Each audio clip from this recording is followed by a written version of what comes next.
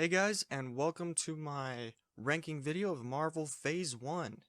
These are all the movies that happened before the first Avengers movie, so hopefully you guys like it. If you do, drop a thumbs up down below, comment on what you liked, what you didn't, so I can learn from this experience, and let's get into it. Alright, kicking things off, we have Iron Man 2. Now, Iron Man 2 is in no means a bad film. However, it just doesn't measure up to the other films in my opinion. I love seeing War Machine show up and fulfill his promise from the first movie, even if it is a totally different actor, but hey, if The Dark Knight can do it, why not Iron Man 2? I really like seeing Iron Man be Iron Man in this film. From the first scene, we show Iron Man jumping out of a plane, doing all of his shoot-to-thrill nonsense, and it's really cool. To this day, Tony's suitcase suit is one of my favorites. I love the silver and the red combination. And Scarlett Johansson is in this film, so that adds like 2 stars onto its score, right? Unfortunately, these things alone don't make a great film. The story in this film is really confusing to follow at points. There's just too much going on. We have 2 different villains, or antagonists if you will, in Justin Hammer. We have romance going on with Pepper and Tony, and then we have different relationship drama with Tony and his dad. Tony is dying of heart poisoning from the palladium. Nick Fury shows up and tries to bring S.H.I.E.L.D. into the mix. The story struggles in this movie, and it's just a little bit confusing and too much to follow. And for that reason, it gets last place on this list. Moving on to number 4, we have Incredible Hulk. Now personally, The Incredible Hulk is one of my least favorite Marvel films, and I think that's because it doesn't belong. It doesn't feel like any other Marvel movie. It doesn't feel like that light-hearted, light-toned Marvel Avengers movie. I think that they portrayed Bruce Banner and Betty Ross's relationship really well, and they also portrayed the relationship between Betty and the Hulk really well, which is another important relationship in the comics, that they're 2 separate people. The story is really simple in that it's all about Bruce just trying not to Hulk out.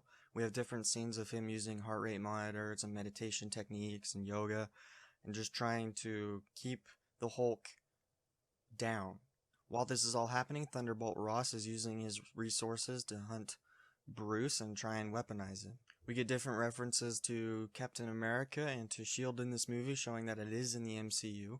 And I think that Emil Blonsky plays Abomination and is a good villain overall.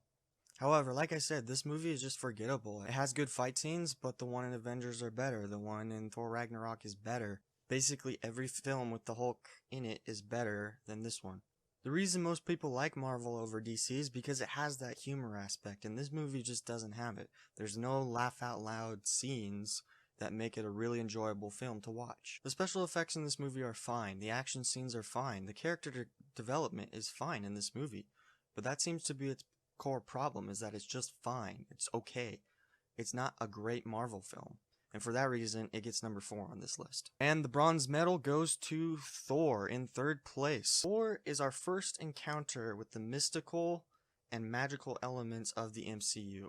It's a really fun adventure that we go on from Asgard to the frost planet of Jotunheim, and I think the story is driven really well, and we get to see Thor grow up.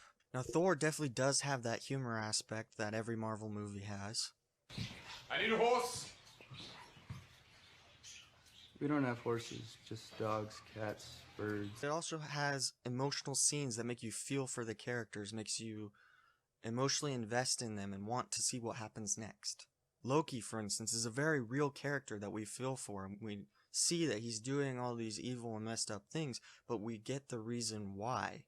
You know, he's been lied to his whole life. He's been living in the shadow of his brother. I always say that any movie that makes us feel for the villain is a good movie. This movie has really good pacing towards the beginning of this film, but in my opinion, it wraps up too quickly. I wish we got to see Thor grow up more.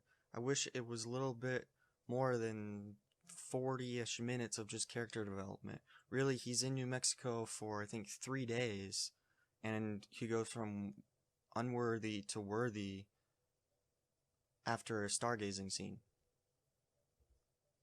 I honestly think the romance between Jane Foster and Thor could be ripped out of this movie and it would play out exactly the same. I don't think it needs to be in the film, and I don't think it really offers anything other than a makeout scene at the end of the film.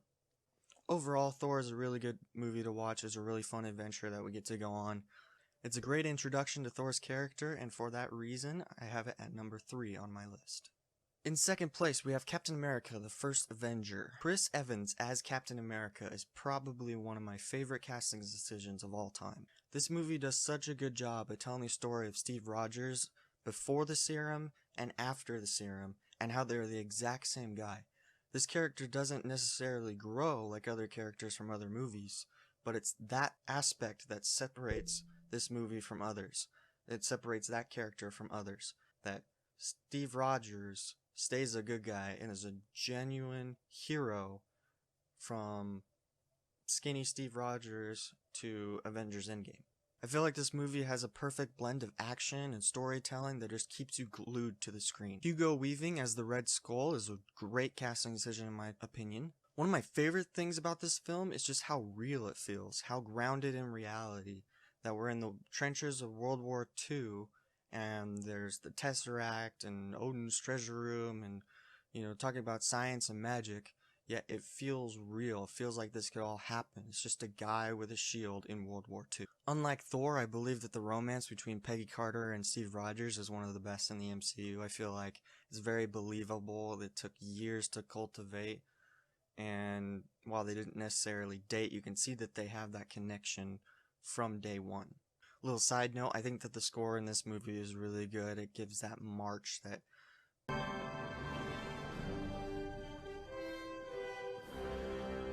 all around, I think that Captain America, the First Avenger is a really good film that leads into Avengers and the events that are about to happen there really well, and I think it deserves its spot at number 2. No surprise here, at number 1 we have the first Iron Man film, the one that started it all, the godfather of the Marvel Cinematic Universe.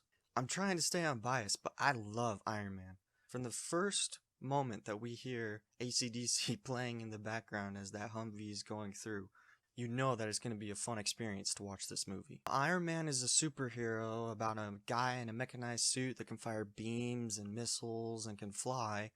I really like this film because of how much it actually focuses on Tony Stark and his character. This movie is actually about Tony. It's about who he was, who he is now, and who he wants to become. I don't think I need to talk about the actors in this film. We have Robert Downey Jr., we have Terrence Howard, Jeff Bridges, Gwyneth Paltrow, and they all give their A-game for this film. It makes sense that after this movie, they wanted to make an entire cinematic universe and bring in all the Avengers. The effects look real. The action scenes look real. I feel like this movie has the genuine humor in it that kind of describes the MCU, that it's not cheesy or corny. Well, some of them are. But there's still those moments of just like crashing through his ceiling and getting doused with the fire extinguisher that just make you laugh.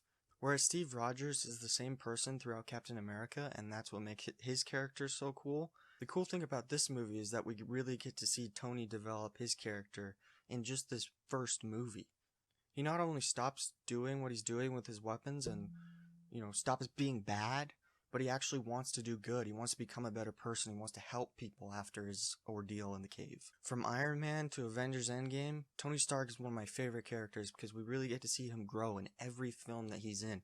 All of his decisions hold enormous weight to him. Overall, Iron Man is one of my favorite characters in the MCU, and his journey starts in this film. So that's my ranking of the Marvel Phase 1. Let me know if you disagree down below, and if you liked hearing my thoughts, drop a like on the video. Please subscribe, and if you have any suggestions, I want to hear them. Alright guys, thanks so much for watching.